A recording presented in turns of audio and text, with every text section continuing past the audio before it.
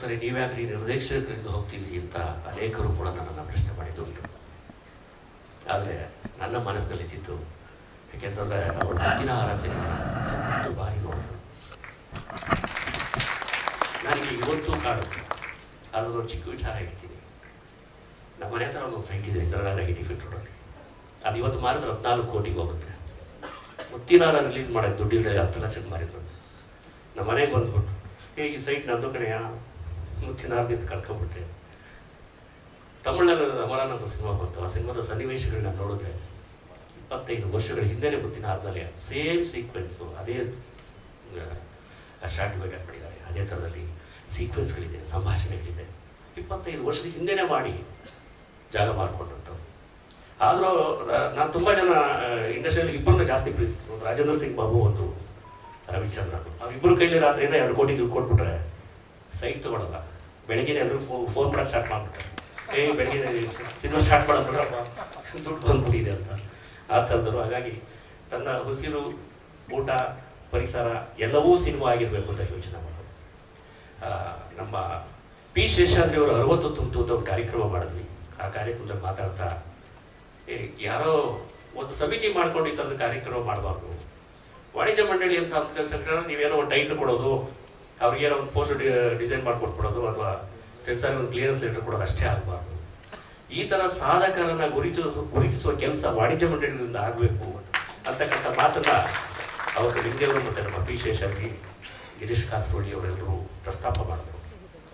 ಅದ್ರ ಮೇಲೆ ಚರ್ಚೆ ಮಾಡ್ತೀವಿ. ಆದರೆ ಯಾವ ಥರದ ಕಾರ್ಯಕ್ರಮ ಮಾಡಬೇಕು, ಹೇಗೆ ಮಾಡಬೇಕು ಅಂತ 50 ವರ್ಷ ತುಂಬಿದಿರತಕ್ಕಂಥ ಯಾರು ನಿರ್ದೇಶಕರಿದ್ದಾರೆ ಅಂಥವ್ರದ್ದು ಒಂದು ಕಾರ್ಯಕ್ರಮ ಮಾಡೋಣ ಅಂತ ಚರ್ಚೆ ಆಯಿತು. ಆದ ತಕ್ಷಣವೇ ನಮ್ಮ ರಾಜೇಂದ್ರ ಸಿಂಗ್ ಬಾಬು ಮುಂದೆ ಬಂದಿದ್ದು. 50 ನಿಂತಿತ್ತು. ಸರಿ, ಇದು ಒಳ್ಳೆಯ ಅವಕಾಶ ನಮಗೆ.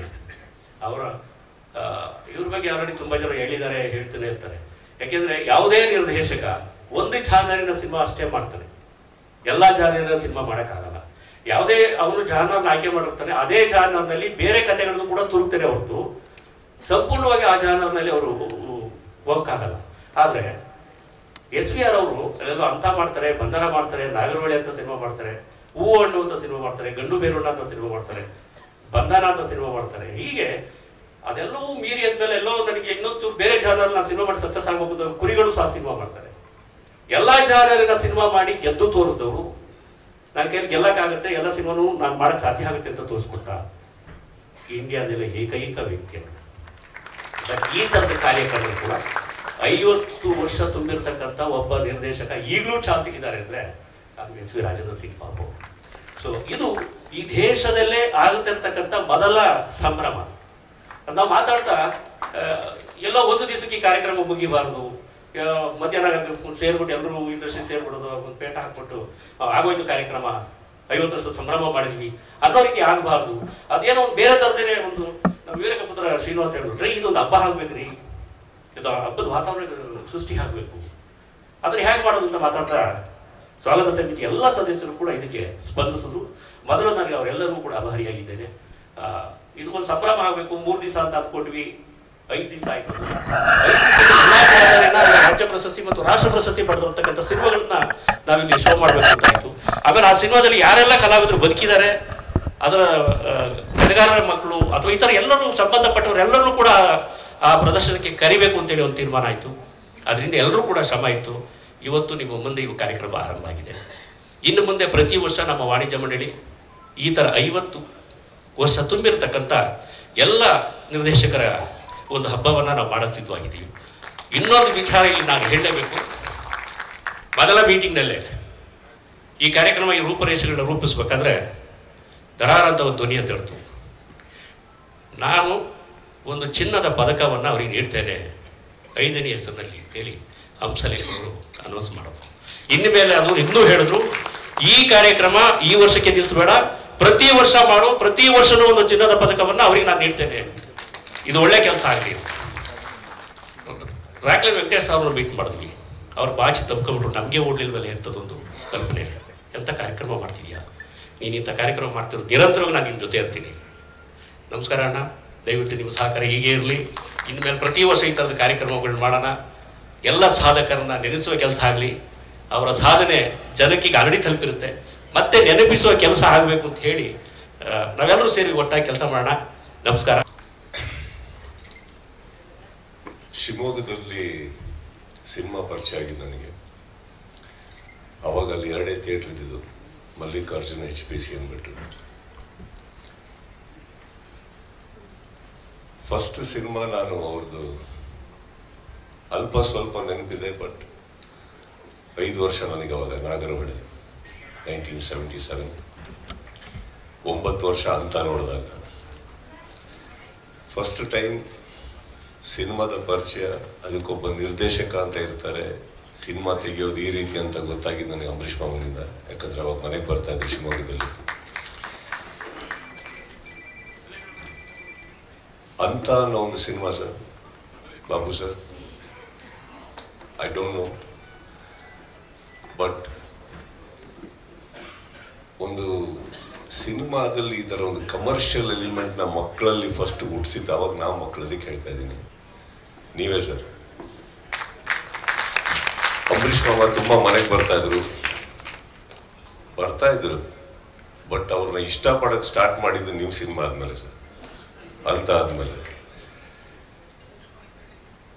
ಈ ಸಂಭ್ರಮದ ಬಗ್ಗೆ ಹೇಳಬೇಕು ಅಂದ್ರೆ,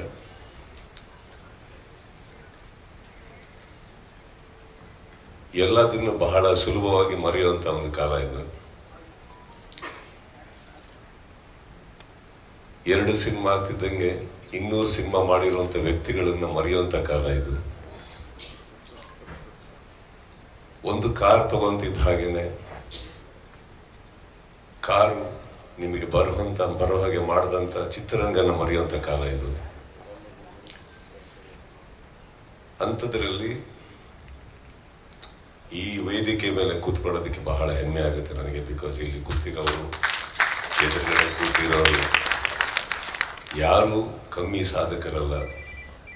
ಬಟ್ ಈ ಥರ ಒಂದು ಸಂದರ್ಭದಲ್ಲಿ ಈ ಥರ ಒಂದು ಪ್ರೋಗ್ರಾಮ್ ನಡೆದಾಗ ಎಷ್ಟೋ 1000 ಅವಾರ್ಡ್ ಸೆರೆಮನೀಸ್ಕಿನ್ನ ಬೆಟ್ರ್ ಅಂತ ಅನ್ಸುತ್ತೆ ಇಂಥದ್ದು. ಅದರಲ್ಲಿ ಬರೀ ಗ್ಲೋರಿಫೈ ಮಾಡ್ಕೋತೀವಿ ನಾವು. ಅದರಲ್ಲಿ ಯಾವುದನ್ನು I don't mean to humiliate any awards, but we just glorify our selves. That small 1 year achievement. ಅಂಥದ್ರಲ್ಲಿ ದಿಸ್ ಓನ್ಲಿ ರಿಮೈಂಡ್ಸ್ ಅಸ್, ಈ ಥರ ಒಂದು ಸಂದರ್ಭದಲ್ಲಿ it only reminds people like me at least how small we still are. ನಾವಿನ್ನೂ ಎಷ್ಟು ಚಿಕ್ಕ ಕೆಲಸದಲ್ಲಿದ್ದೀವಿ, ಇನ್ನೂ ಏನೇನು ಮಾಡೋದಿದೆ ನಮಗೆ. ತುಂಬ ಚೆನ್ನಾಗಿ ಮಾಡಿದ್ದೀರಿ Hamsalekha sir song. It is frankly speaking sir, ಇಲ್ಲ ನಿಮ್ಮ ಅಚೀವ್ಮೆಂಟ್ಸು ನೀವು ಈ ಥರ ಒಂದು ಸಾಂಗ್ ಮಾಡ್ತೀರಾ ಅಂದರೆ ಇಮ್ಯಾಜಿನ್ ಮಾಡ್ಕೊಳ್ಳಿ. 50 ವರ್ಷ ಸಾಧನೆ ಒಬ್ಬ ವ್ಯಕ್ತಿ ಮಾಡಬೇಕು, ಅಂಥದ್ರಲ್ಲಿ ಒಬ್ರು ಹಂಸಲೇಖ ಅವರು ಬಂದೊಂದು ಸಂಗೀತ ನೀಡಬೇಕು ಅಂದರೆ ಇವತ್ತಿಗೆ ಅದು ಸಾಧ್ಯನೇ ಆಗದಿರೋಂಥ ಒಂದು ಕೆಲಸ. ಫಸ್ಟ್ ಆಫ್ ಆಲ್ 50 ವರ್ಷ ಚಿತ್ರರಂಗದ ಇರೋಕ್ಕೆ ಆಗಲ್ಲ. ಅಂಥದ್ರಲ್ಲಿ ಇದ್ದ ಮೇಲೆ ಹಂಸಲೇಖ ಅಂದ್ರೆ ಒಂದು ಸಾಂಗ್ ಮಾಡಿಕೊಡ್ತಾರಂತ ಸಾಧ್ಯನೇ ಇಲ್ಲ. It is the biggest achievement which I just saw. The most beautiful moment. ನೀವು ಅವ್ರಿಗೆ ಕೊಟ್ಟಿರೋ ಗಿಫ್ಟ್ ಅಂತ ಹೇಳ್ಬೋದೇ sir. We are too small in front of you. ಎಲ್ಲರ ಮುಂದೆ I think I wish you all the best of health, best of happiness. And ಈ programme ನಡೆಸ್ಕೊಟ್ಟು ಪ್ರತಿಯೊಬ್ಬರಿಗೂ ರಿಮೈಂಡ್ ಮಾಡಿದ್ದೀರ ಸರ್ ತಾವೆಲ್ಲ. I think it's very huge, it's very humble. And ಈ ಥರ ಕಾರ್ಯಕ್ರಮಕ್ಕೆ ಈ ಥರ ಹಾಲ್ ತುಂಬೋದಿದೆಯಲ್ಲ, ಅದು ನೋಡೋದಕ್ಕೆ ಇನ್ನೂ ಲಕ್ಷಣ. ಯಾವುದೋ ಕಾರ್ಯಕ್ರಮಗಳು ಡೈಲಿ ನಡೀತಾ ಇರ್ತವೆ. I think this is something very very touching. ಅಂಥದ್ರಲ್ಲೂ ಬಂದಿರೋ ವ್ಯಕ್ತಿಗಳು, ನಾನು ಹೇಳಿದ್ನಲ್ಲ, ವೇದಿಕೆ ಮೇಲೆ ಬರೋ ತನಕ ಒಂದು ಲೆಕ್ಕ ಆಯಿತು, ಬಂದ ಮೇಲೆ ನನಗೆ ಕೂತ್ಕೊಂಡು ಶೇಕ್ ಆಗಕ್ಕೆ ಸ್ಟಾರ್ಟ್ ಆದ, ಯಾರಪ್ಪ ಎದುರುಗಡೆ ಕೂತಿರೋದು ಅಂದ್ಬಿಟ್ಟು. ಸೊ ಇಟ್ಸ್ ಈ ಮೂಮೆಂಟ್ ನನಗೆ ನೀವು ಕೊಟ್ಟಿದ್ದಕ್ಕೆ ಆ್ಯಂಡ್ ರಾಕ್ಲೈನ್ ಸರ್ ಕರೆಸಿದ್ದಕ್ಕೆ ಥ್ಯಾಂಕ್ ಯು ಅಂತ ಹೇಳ್ತಾ, Babu sir, I never got an opportunity to work with you, but I have the opportunity to celebrate you on screen. Thank you so much. And ಪ್ರತಿಯೊಬ್ಬರಿಗೂ ಇಲ್ಲಿ ಇರೋರೆಲ್ಲರಿಗೂ ನಾನು ನಮಸ್ತೆ ಹೇಳ್ತಾ, ಸಾರಿ ಎಲ್ಲರಿಗಿಂತ ಮುಂಚೆ ನಾನು ಮಾತಾಡ್ತಾ ಇದ್ದೀನಿ, ಅದನ್ನು ನಮ್ಗೆ ಕ್ಷಮೆ ಇರಲಿ. ಬಿಕಾಸ್ ಶೂಟಿಂಗ್ ನಾನು ಸ್ವಲ್ಪ ನಿಲ್ಲಿಸ್ಕೊಂಡಿದ್ದೀನಿ. So that's all it is. Thank you so much. And ತುಂಬ ವರ್ಷಗಳ ನಂತರ ತುಂಬ ಮುಖಗಳನ್ನು ನಾನು ನೋಡಿದೆ ವಾಪಸ್ ನಾನಿಲ್ಲಿ, especially Hamsalekha sir. I saw you after long time. I saw many people after long time. So ಅದಿನ್ನೂ ಸ್ವಲ್ಪ ಭಾವನೆಗಳನ್ನ ಜಾಸ್ತಿ ಮೂಡಿಸಿದೆ ಹೊರತು ಚಿತ್ರರಂಗದ ಮೇಲೆ ಬೇರೆ ಏನಿಲ್ಲ. Thank you all and thanks for having me. Deepavali ಹಬ್ಬ, ಈ ಒಂದು ಹಬ್ಬದಲ್ಲಿ 50 ವರ್ಷಗಳು ಪೂರೈಸಿರ್ತಕ್ಕಂತಹ SVR ಅವರ ಬಗ್ಗೆ ಒಂದು ಕಾರ್ಯಕ್ರಮನ ಏರ್ಪಡಿಸಿರ್ತಕ್ಕಂತಹ ನನ್ನ ಆತ್ಮೀಯರು, ನನ್ನ ಸ್ನೇಹಿತರು ಕೃಷ್ಣೇಗೌಡರಿಗೆ ಮೊದಲು ಅಭಿನಂದನೆ.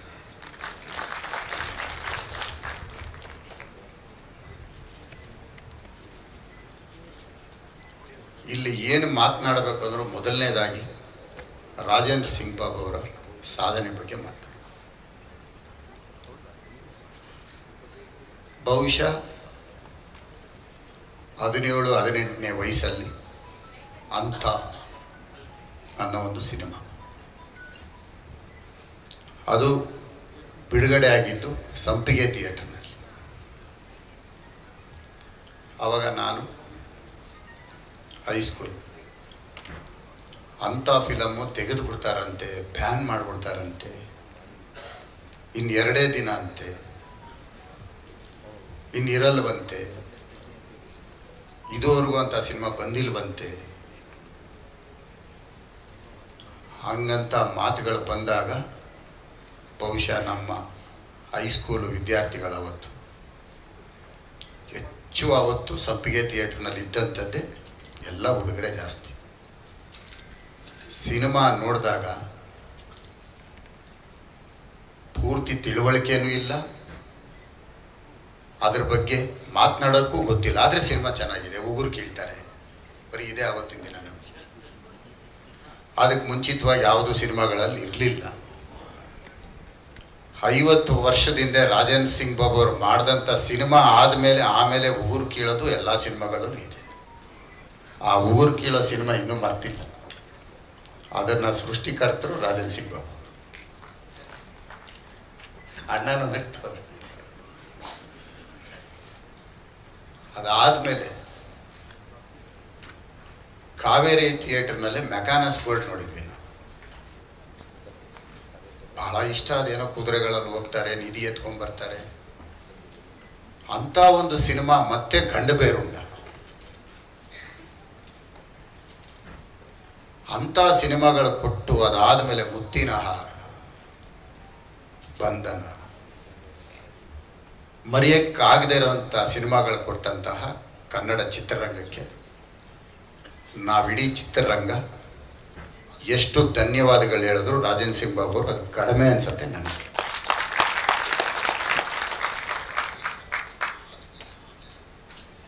ಕೃಷ್ಣೇಗೌಡರು ಒಂದು ಮಾತು ಹೇಳಿದ್ರು, 2 ಕೋಟಿ ಕೊಟ್ಟರೆ ಸಿನಿಮಾ ಮಾಡ್ತಾರೆ.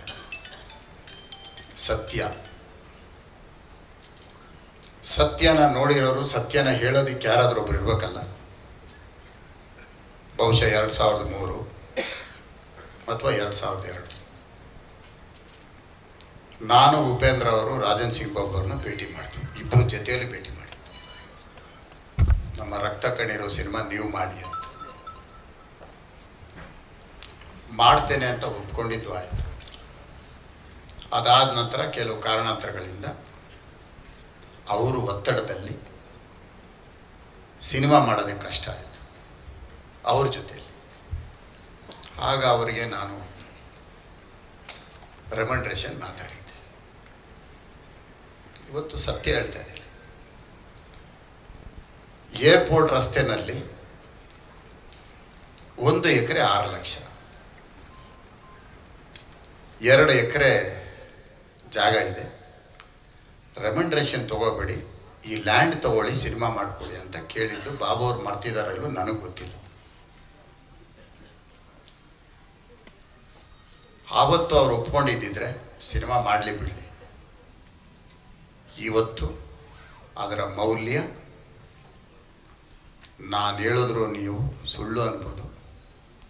2 ಕೋಟಿ ಇವತ್ತು 100 ಕೋಟಿ, 2 ಎಕರೆ 100 ಕೋಟಿ ಇವತ್ತು. ಇದು ವಾಸ್ತವ.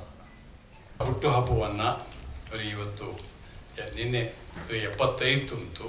ಕನ್ನಡ ಚಿತ್ರೋದ್ಯಮಕ್ಕೆ ಬಂದು 50 ವರ್ಷ ತುಂಬಿತು. ಈ ಎರಡನ್ನು ಒಟ್ಟು ಸೇರಿಸಿ ಒಂದು ಒಂದು ಸಂತೋಷದ ಸಂಭ್ರಮದ ಹಬ್ಬವನ್ನು ಇವತ್ತು ಆಚರಿಸ್ತಾ ಇದ್ದೀವಿ.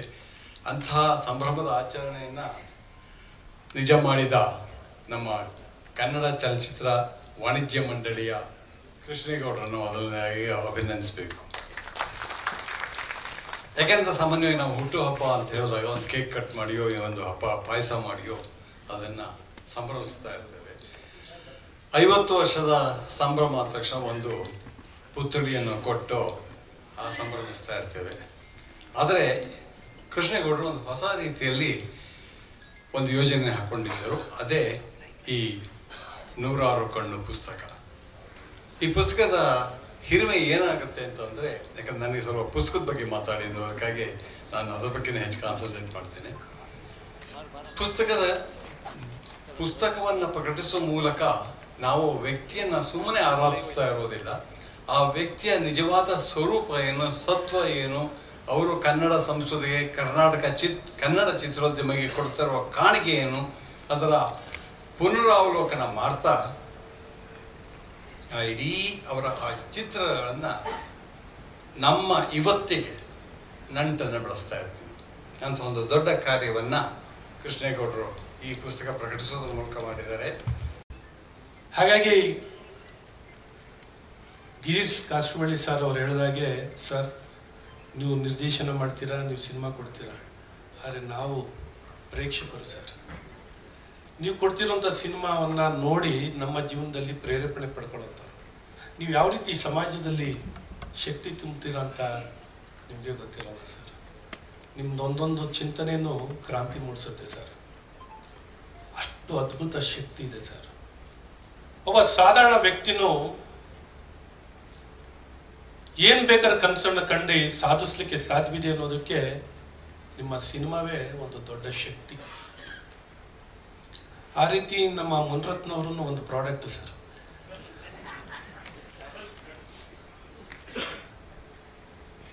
ಏನೆಲ್ಲ ಸಾಧಿಸ್ಬೇಕು ಸಾಧಿಸ್ತಾರೆ, ಏನ್ ಬೇಕಾದ್ರೂ ಮಾಡ್ತಾರೆ. ಹಾಗಾಗಿ ನಿಮ್ಮ ಸಿನಿಮಾಗಳು ಸಮಾಜದಲ್ಲಿ ಬಹಳಷ್ಟು ಪರಿಣಾಮ ಬೀರುತ್ತೆ ಸರ್. ಅಂತ ಸಿನಿಮಾ ರಾಜಕೀಯ ಕ್ಷೇತ್ರದಲ್ಲೇ ಚಲನವಲನ ಮೂಡಿಸ್ತಂತ. ನಾವೆಲ್ಲ ಚಿಕ್ಕ ಹುಡುಗರು, ಎಷ್ಟೋ ಸರ್ಕಾರಗಳು ಬದಲೂ ಆಗ್ಬಿಟ್ಟಿದ್ದೀವಿ ಪ್ರಾಬಲ್ಯ ಮೂವಿಯಿಂದಲೇ. ಅಷ್ಟು ಪರಿಣಾಮ ಬೀರುತ್ತೆ. ಸೊ ಹಾಗಾಗಿ ದೊಡ್ಡ ಶಕ್ತಿ ಸರ್. ಇವತ್ತು ಸಮಾಜಕ್ಕೆ ನಿಜವಾದ ಶಕ್ತಿ ತುಂಬಲಿಕ್ಕೆ ಚಿತ್ರರಂಗದಿಂದ ಮಾತ್ರ ಸಾಧ್ಯವಿರುತ್ತೆ, ಪ್ರಬಲವಾಗಿರುವಂಥ ಒಂದು ಮಾಧ್ಯಮ.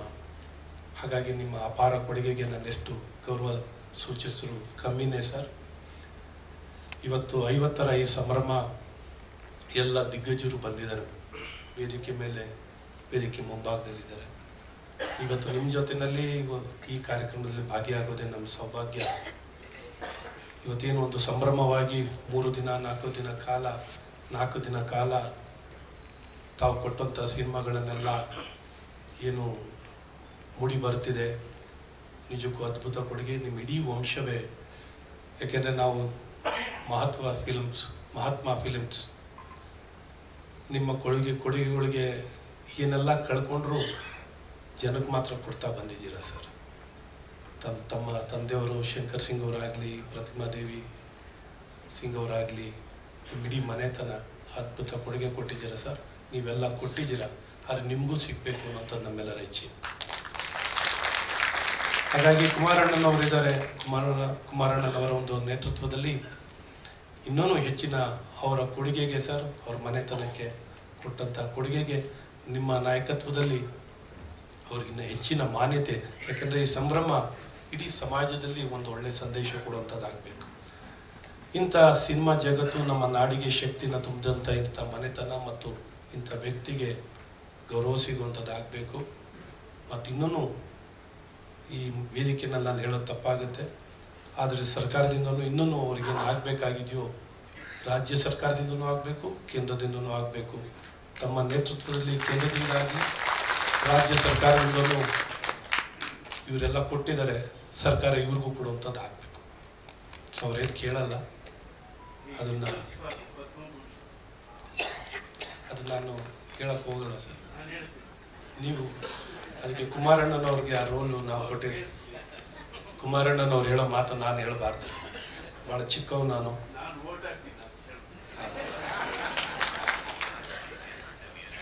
ಹಾಗಾಗಿ ರಾಜ್ಯದಿಂದನೂ ಅವ್ರಿಗೆ ಸಿಗಬೇಕಾಗಿರೋನ್ನ ಹೆಚ್ಚಿನ ಅವರಿಗೆ ಗೌರವಿಸೋದಲ್ಲ ಸರ್, ಇಡೀ ನಾಡಿಗೆ ಗೌರವಿಸಿದಂತ ಆಗುತ್ತೆ.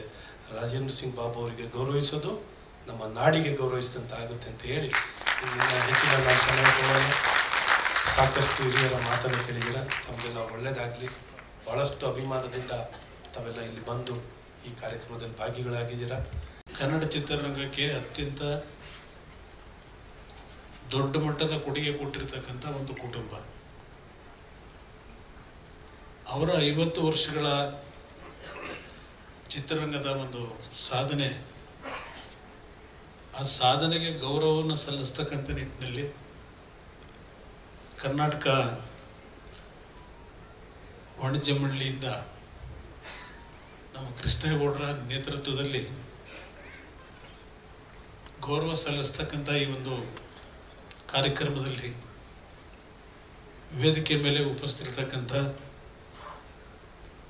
ಮಾಜಿ ಉಪಮುಖ್ಯಮಂತ್ರಿಗಳು, ಶಾಸಕ ಮಿತ್ರರು, ಆತ್ಮೀಯರು ಆಗಿರ್ತಕ್ಕಂಥ ಯಶವಂತ ನಾರಾಯಣವರೇ, ಮತ್ತೊಬ್ಬ ಶಾಸಕ ಮಿತ್ರರಾಗಿರ್ತಕ್ಕಂಥ ಮತ್ತು ಕನ್ನಡ ಚಿತ್ರರಂಗದಲ್ಲಿ ನಿರ್ಮಾಪಕರಾಗಿ ಹಲವಾರು ರೀತಿಯ ಚಿತ್ರರಂಗಕ್ಕೆ ಕೊಡುಗೆ ಕೊಟ್ಟಿರ್ತಕ್ಕಂಥ ನಮ್ಮ ಮುನಿರತ್ನ ಅವರೇ,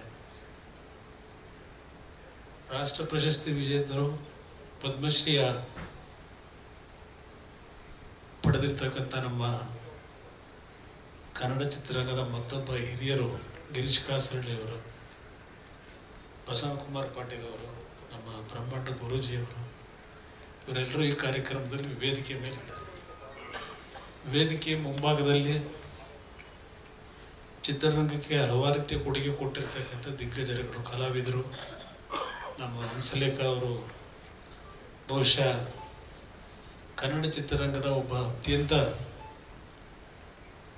ಸಂಗೀತ ನಿರ್ದೇಶಕರಾಗಿ ಈ ಒಂದು ಚಿತ್ರರಂಗಕ್ಕೆ ದೊಡ್ಡ ಮಟ್ಟದ ಕೊಡುಗೆ ಕೊಟ್ಟಿರ್ತಕ್ಕಂಥ ಆರ್ತಿ ಚಂದ್ರಶೇಖರ್ ಅವರಿದ್ದಾರೆ, ಜಯ ಜಗದೀಶ್ ಅವರಿದ್ದಾರೆ. ಹೀಗೆ ಹಲವಾರು ನಮ್ಮ ಕಲಾವಿದರು ಮತ್ತು ನಮ್ಮ ಚಿತ್ರರಂಗದ ತಾಂತ್ರಿಕ ತಜ್ಞರು ತಾವೆಲ್ಲ ಈ ಕಾರ್ಯಕ್ರಮದಲ್ಲಿ ಏನಿದ್ದೀರಿ. ಈ ಕಾರ್ಯಕ್ರಮಕ್ಕೆ ನಾನು ಬಂದು ನಿಮ್ಮ ಮುಂದೆ ನನ್ನ ಕೆಲವು ಭಾವನೆಗಳನ್ನು ವ್ಯಕ್ತಪಡಿಸ್ತಾ ಇರತಕ್ಕಂಥದ್ದು ಕೇಂದ್ರದ ಮಂತ್ರಿಯಾಗಿ ಇಲ್ಲ ರಾಜಕೀಯದ ವ್ಯಕ್ತಿಯಾಗಿ ಅಲ್ಲ. ನಾನು ಈ ರಾಜಕಾರಣಕ್ಕೆ ಬರೋದಕ್ಕಿಂತ ಮುಂಚೆ ನನ್ನ ಶಿಕ್ಷಣ ಮುಗಿದ ನಂತರ ಚಿತ್ರರಂಗದಿಂದ ನನ್ನ ವೃತ್ತಿ ಪ್ರಾರಂಭ ಮಾಡಿದಂಥದ್ದು. ಎಕ್ಸಿಬಿಟರ್ ಆಗಿ, ಡಿಸ್ಟ್ರಿಬ್ಯೂಟರ್ ಆಗಿ, ನಂತರದ ಚಿತ್ರದ ನಿರ್ಮಾಪಕನಾಗಿ ಈ ಒಂದು ಜೀವನವನ್ನು ಪ್ರಾರಂಭ ಮಾಡಿದೆ. ಆ ಸಂದರ್ಭದಿಂದ ನನಗೆ ರಾಜೇಂದ್ರ ಸಿಂಗ್ ಬಾಬು ಅವರ ಪರಿಚಯ. ಅವರ ಒಂದು ಚಿತ್ರದ ಹಂಚಿಕೆದಾರರಾಗಿ ಅವರೇನು ಮೈಸೂರಿನಲ್ಲಿ ಅವರ ಒಂದು ಆಫೀಸ್ ಏನಿತ್ತು, ಕಚೇರಿ, ಹಲವಾರು ಬಾರಿ ನಾನು ಅವರ ಕಚೇರಿಯಲ್ಲಿ ನಮ್ಮ ಚಿತ್ರಮಂದಿರ ಏನೋ ಹೊಳೆನರಸೀಪುರದಲ್ಲಿ ಕಟ್ತಕ್ಕಂಥ ಒಂದು ತೀರ್ಮಾನ ಮಾಡಿದ್ದು. ಅವರ ಜೊತೆಯಲ್ಲಿ ನನ್ನ ಹಲವಾರು ಸಂದರ್ಭದಲ್ಲಿ ಭೇಟಿ ಮಾಡಿದಂಥ ಕ್ಷಣ ಈಗಲೂ ನನಗೆ ನೆನಪಿನಲ್ಲಿದೆ. ಅವರ ಶಿಷ್ಯ ಪಾಂಡು ಅಂತಕ್ಕಂಥದ್ದು ಒಬ್ಬರು ಸ್ನೇಹಿತರೇನಿದ್ರು. ನಾನು ಅವರ ಕಚೇರಿಯಿಂದ ಹಲವಾರು ಸಿನಿಮಾಗಳನ್ನು ತೆಗೆದುಕೊಂಡು ಹೋಗಿ ಚಿತ್ರ ಪ್ರದರ್ಶನ ಮಾಡಿರ್ತಕ್ಕಂಥದ್ದು ಇವತ್ತು ನನ್ನ ನೆನಪಿನಲ್ಲಿದೆ.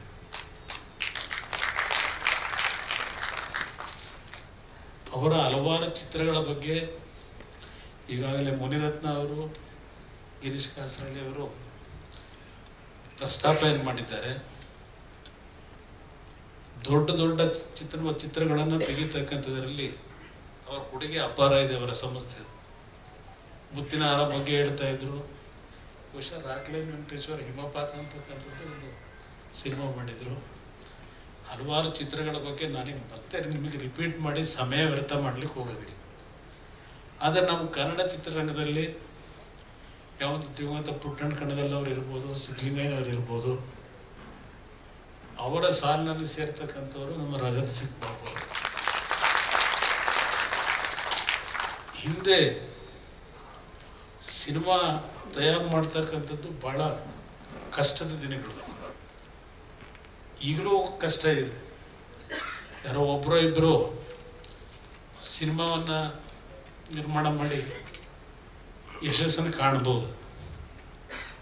ಆದರೆ 100ಕ್ಕೆ 80-90 ಭಾಗ ನಿರ್ಮಾಪಕರಾಗಿ ಯಶಸ್ಸು ಕಾಣ್ತಕ್ಕಂಥದ್ದು ಇವತ್ತಿನ ದಿನಗಳಲ್ಲಿ ಬಹಳ ಕಷ್ಟ ಇದೆ. ಹಿಂದೆ ಒಂದು ರೀತಿ ಸಿನಿಮಾ ಬಿಡುಗಡೆ ಮಾಡ್ತಕ್ಕಂಥದ್ದು ಒಂದು ಹಬ್ಬದ ವಾತಾವರಣದಲ್ಲಿ ಸಿನಿಮಾ ಬಿಡುಗಡೆ ಆಗ್ತಂಥ ದಿನಗಳನ್ನು ನಾನು ನೋಡಿದ್ದೇನೆ.